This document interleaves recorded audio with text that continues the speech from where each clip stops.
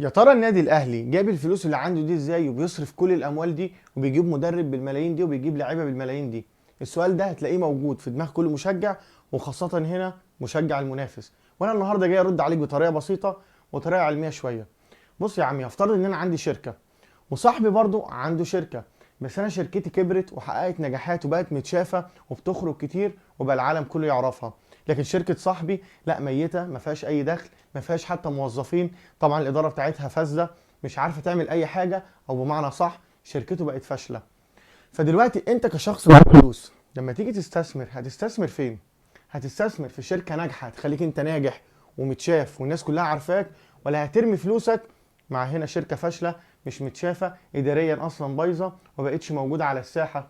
طبيعي هتستثمر هنا مع مين؟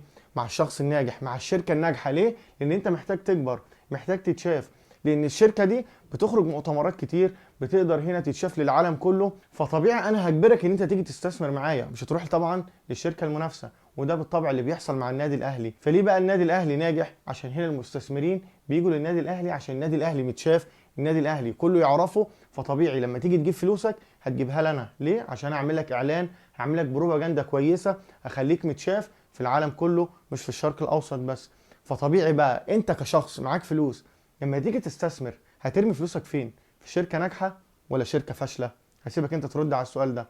وانت كمنافس لو ما اقتنعتش فسلم لي على دماغك.